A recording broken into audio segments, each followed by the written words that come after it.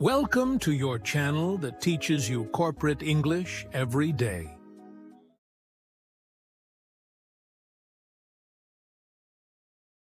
In professional environments, especially in global teams, there will always be moments when you need help.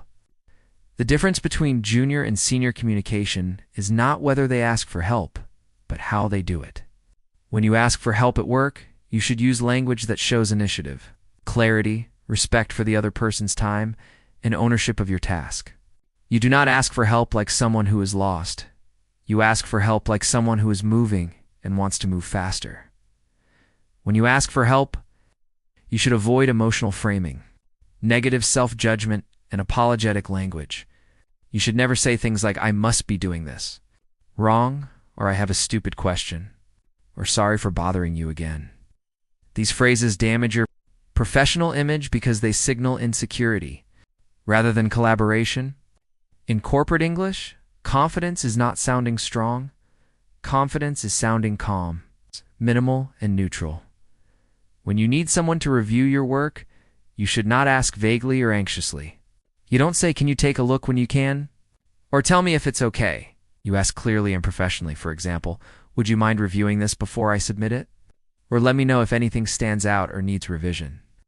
These sentences tell the other person exactly what you need: review, not opinion or conversation. When you are blocked or unsure how to proceed, you should not say, "I'm stuck," or "I don't know what to do." That language sounds like surrender. Instead, you state the situation professionally. "I've tried a few approaches, but I'm not moving forward. Could we do a quick sync to discuss options?" Or, "I need your input before I proceed. Do you have 5 minutes later today?" You are not asking someone to fix the problem for you. You are asking them to enable your progress. When you need clarification on expectations, you should not say, "What do you mean?" or "That's confusing." You replace judgment with curiosity and alignment. You say, "Just to clarify, should I prioritize A or B first? Or can you confirm if this is meant for this sprint or next sprint? Or could you elaborate on what the final deliverable should look like?" In professional English, clarity is requested without blaming the other person for not being clear.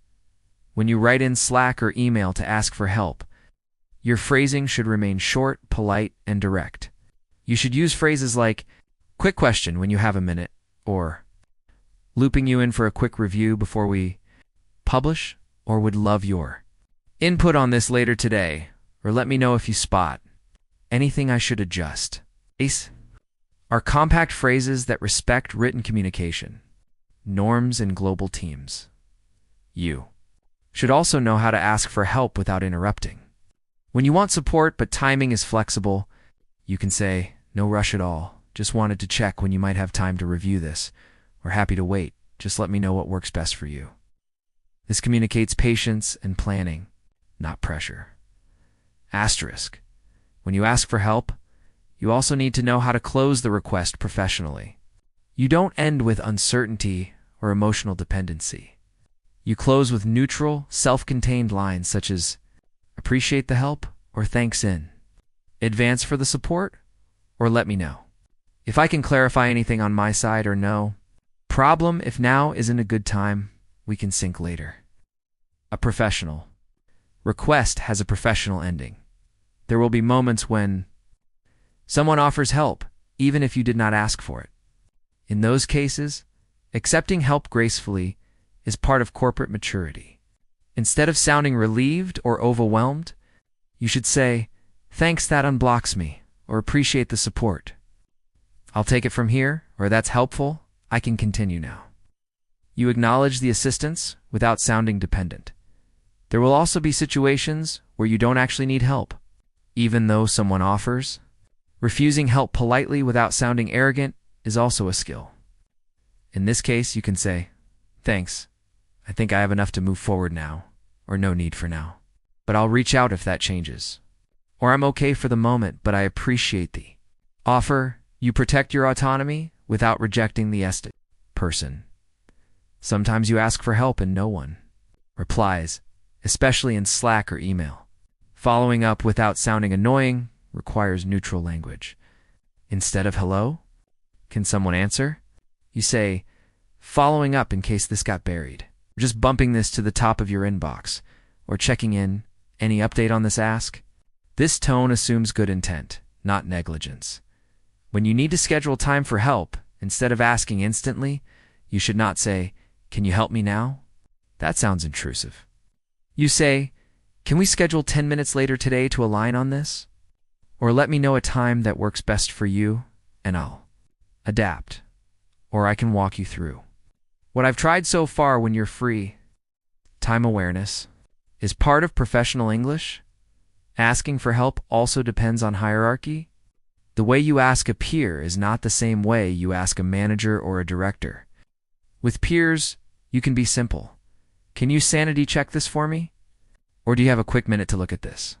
With managers, you frame responsibility. "Before I move forward, I'd like your input to ensure alignment," or "I want to confirm direction before execution."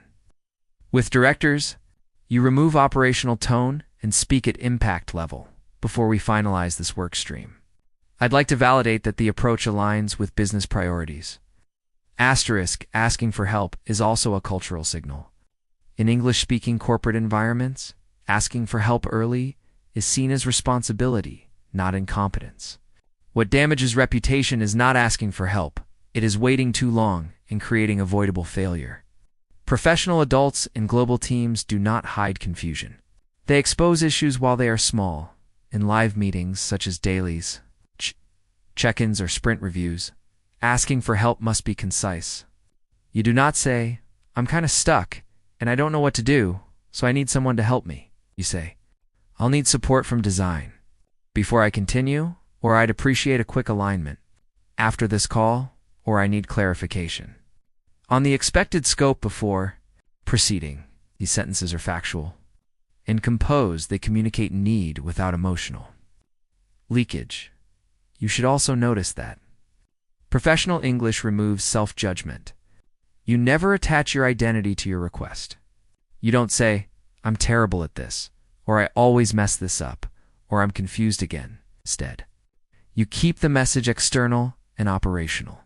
"This part is unclear from the brief," or "I need confirmation before finalizing," or "I need access before I continue." The difference is psychological and reputational. A core principle to remember is that when you ask for help professionally, you are not transferring the work. You are accelerating the work. You are not offloading responsibility. You are enabling progress. You show that you are the owner of the task, not a passenger waiting for rescue. Here is a complete, polished example of asking for help in a professional way. I've taken this as far as I can based on the current information. I need clarification on the approval criteria before I finalize. Could we do a quick sync later today?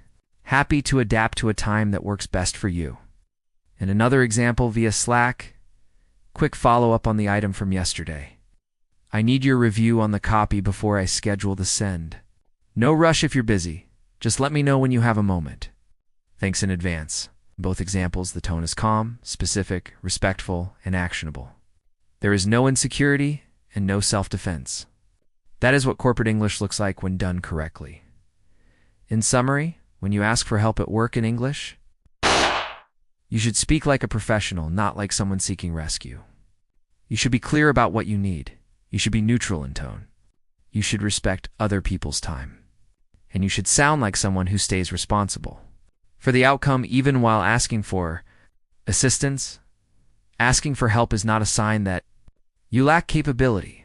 It is a sign that you understand how teams actually deliver work at scale.